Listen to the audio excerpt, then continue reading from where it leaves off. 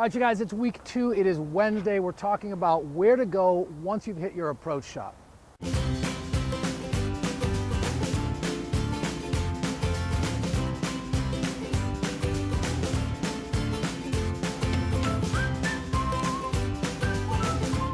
So remember on Monday we talked about kind of how effective was your approach shot, right? The idea of when you hit that shot, what have you done with it? Was it effective? Checking out your opponent, reading your opponent rather than the ball.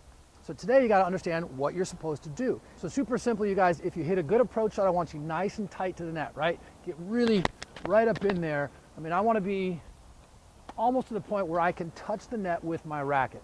Don't worry about the lob. We'll talk about that in a future week, but don't give up a good offensive position because you're afraid you may not be able to cover the lob. So again, a nice, good offensive shot that affects your opponent. Get nice and tight, right? Right here, ready to go. And I want you to have that good offensive mentality. The idea of, hey, my opponent's back. I'm probably going to get a nice, easy opportunity to hit a volley. Now, if you don't hit such a hot approach shot and your opponent is stepping in and attacking, make sure that you're back here near the service line.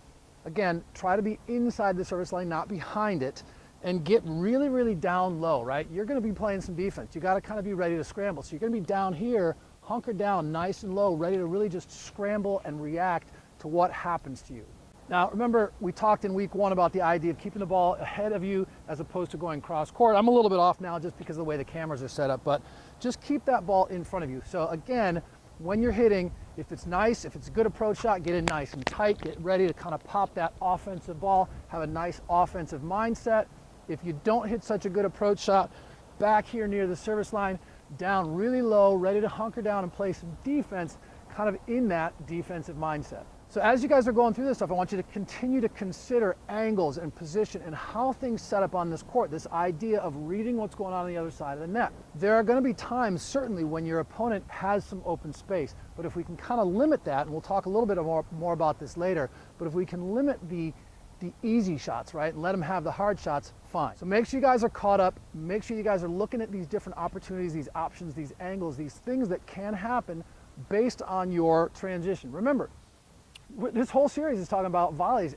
We've gone from the baseline all the way in. Yeah, we're at the net, but we still haven't even hit a volley yet. We're still just kind of preparing and thinking and setting up and positioning. Come back on Friday, you guys. We'll talk about why you absolutely have to stop every time you're going to hit a volley.